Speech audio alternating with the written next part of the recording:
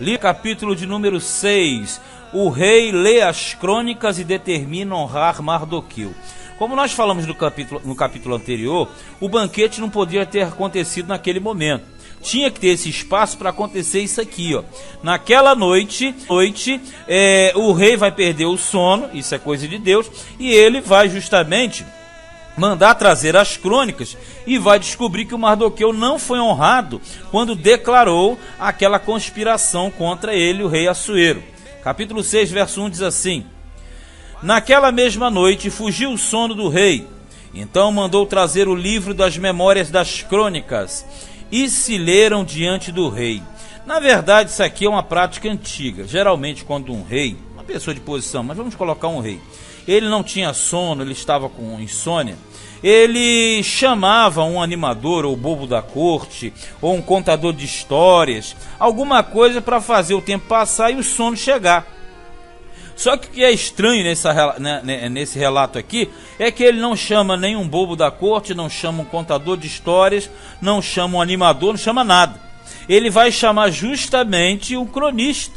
Ele vai chamar as crônicas à baila. Ele vai querer saber das crônicas. E as crônicas, na verdade, era um documento semelhante ao que nós temos aqui no Brasil, chamado Diário Oficial. É alguma coisa que vinha com todo o desenvolvimento do reino. Então é extremamente enfadonha essa leitura. O que nós constatamos que, na verdade, essa vontade dele primeiro ele perder o sono, foi de Deus, uma parte de Deus. E o fato dele solicitar as crônicas, aquilo ali também é coisa de Deus. E o mais interessante, ele vai solicitar as crônicas que tem contidas ali justamente o fato de Mardoqueu não ter sido honrado. Tríplice, né? Uma tríplice visão divina aqui. Foge o sono, chama a crônica, e a crônica com a história de Mardoqueu, porque na verdade as crônicas eram rolos, e nós devemos entender que aqui existe um espaço de tempo. Aqui nós estamos no ano 12º do reinado. Os fatos aconteceram lá no início, no ano 3º, ano 5º. Então já tinha aqui pelo menos uns 6 a 7 anos de diferença. Então quer dizer, tudo acontece dentro de um tempo, dentro de uma simetria. Olha no 2. E achou-se escrito que Mardoqueu tinha dado notícia de Bigdan e de Teres, 2 eunucos do rei dos da guarda da porta, de que procuraram pôr as mãos sobre o rei Assuero. Então disse o rei: que honra e galardão se deu por isso a Mardoqueu? E os jovens do rei, seus servos, disseram: coisa nenhuma se lhe fez. Então disse o rei: quem está no pátio? E Ramã tinha entrado no pátio exterior do rei, para dizer ao rei que enforcassem a Mardoqueu na forca que lhe tinha preparado. Vamos entender o negócio aqui, hein? Camarada que lê isso aqui, falar que não há controle de Deus sobre tudo, simplesmente não conhece nada de Deus nem de Bíblia. Porque você percebeu que a rainha Esté dividiu em 2 partes. O Ramã foi para casa, instruído pela mulher, fez a forca e ia matar o Mardoqueu. Aí o que acontece? Quando o rei ia dormir, ele perde o sono. Aí Deus já agiu uma vez. Manda trazer as crônicas, o que é muito difícil. 2. E o 3, dentro de tanta crônica, tanto assunto, vai justamente pegar o assunto do Mardoqueu. Pelo amor de Deus, isso aqui não tem coincidência nunca. Isso aqui é simplesmente um plano de Deus em desenvolvimento. E o que acontece é que quando ele tem a intenção de honrar o Mardoqueu, quem entra no pátio?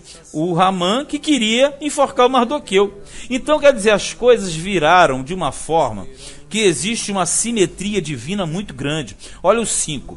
E os jovens do rei lhe disseram: eis que Ramã está no pátio. E disse o rei que entrasse. E entrando Ramã, o rei lhe disse: que se fará o homem de cuja honra o rei se agrada? Então Ramã disse no seu coração: de quem se agradará o rei para lhe fazer honra mais do que a mim? Porque na verdade o Ramã ele veio para falar fogo, ele nem abriu a boca. Quando ele ia falar: vou enforcar o judeu Mardoqueu, o rei já entrou na frente. Que se faz a um homem que tem que ser honrado? Um está com a intenção de matar, o outro está com a intenção de honrar. E as coisas se invertem de tal forma que ele vai ser extremamente envergonhado. Na cabeça dele, quem ia ser honrado seria ele. Aqui no versículo 7, ó. Pelo que disse Ramã ao rei: quanto ao homem de cuja honra o rei se agrada, traga a veste real de que o rei se costuma vestir. Monte também o cavalo em que o rei costuma andar montado. e ponha-se-lhe a coroa real na sua cabeça. Então quer dizer, tipo assim, pegue tudo que é do rei e coloque nesse homem e que ele ande pela cidade aqui, ó. E entregue-se a veste e o cavalo à mão de um dos príncipes do rei, dos maiores senhores. E vistam dele aquele homem de cuja honra se agrada. E levem-no a cavalo pelas ruas da cidade. E apregoe-se diante dele. Assim se fará o homem de cuja honra o rei se agrada. Bem, e ali ele falou tudo isso sem saber que o homem que tinha que ser honrado era o Mardoqueu, o seu inimigo, e o pior, o mais honrado que o rei tinha no seu império, no seu reino ali, era justamente ele, o Ramã. O que acontece? 10. Então disse o rei a Ramã: apressa-te, toma a veste e o cavalo, como disseste, e faze assim para com o judeu Mardoqueu, que está assentado à porta do rei, e coisa nenhuma deixes cair de tudo quanto disseste. Olha a pancada que ele tomou, hein? O cara foi para falar da morte e acaba tendo que honrar. E ele ainda vai botar o Mardoqueu no cavalo, sair puxando ele pela cidade e proclamando: assim se fará o homem cujo rei sente prazer, o Deus que o rei quer honrar. E ele falou: vai rápido, pega, faz tudo isso aí. E não deixa cair nada, hein? Tudo que tu falou tem que acontecer. 11. E Ramã tomou a veste e o cavalo, e vestiu a Mardoqueu, e o levou a cavalo pelas ruas da cidade, e apregoou diante dele: assim se fará o homem cuja honra o rei se agrada. E foi ele falando: e assim se fará o homem cuja honra... E repetindo. Você imagina a humilhação, o abalo psicológico de Ramã. E tudo aconteceu dentro de um tempo. Por isso que se Esther faz e declara no primeiro dia, isso não acontecia, isso tinha que acontecer. Agora sim, depois que passar isso aqui, aí vem o banquete de Esther. Versículo 12. Depois disso, Mardoqueu voltou para a porta do rei. Porém Ramã se retirou correndo à sua casa, angustiado e coberta a cabeça. Vamos lá. O Mardoqueu, coitado, isso aqui para ele não foi nada. Porque de que valeria toda aquela ostentação momentânea, se o povo dele estava condenado à morte, inclusive ele?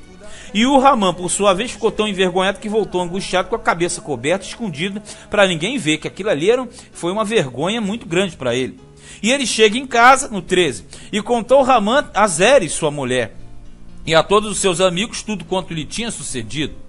Então os seus sábios e Zeres, sua mulher, lhe disseram, aí vão entender isso aqui como um mau presságio: se Mardoqueu, diante de quem já começaste a cair, é da semente dos judeus, não prevalecerás contra ele, antes certamente cairás perante ele. Olha que declaração, hein? Os sábios de Ramã, a turma dele, os amigos dele, mais a sua mulher Zeres, falaram e entregaram: olha, rapaz, esse negócio não está cheirando bem não. Se começou a dar errado agora, é sinal de que você vai perecer. O detalhe é que não tem tempo para ele nem tentar fugir ou se coçar ou fazer nada. Porque no 14 diz assim, 14 diz, ó, estando eles ainda falando com ele, chegaram os eunucos do rei e se apressaram a levar Ramã ao banquete que Esther preparara. Não tinha tempo, não teve a mínima condição de sair. Tudo aconteceu dentro de um tempo determinado. E o detalhe, hein? Ele, antes de tudo isso, ele já tinha preparado a forca. A forca que não seria para Mardoqueu, mas a forca que seria para ele mesmo. Ele mesmo morreria pendurado naquela forca. E lembrando que todo pendurado é automaticamente maldito de Deus. Agora a questão toda é: tudo que aconteceu no capítulo 6, em nenhuma história do mundo você tem tanta precisão. E ainda que você tenha várias histórias como com esses finais ou fórmulas, nenhuma é igual à história de Esther e à história do capítulo 6. Porque aqui a história é verdadeira, é caso verídico, enquanto que os outros são ficções, é fato fictício.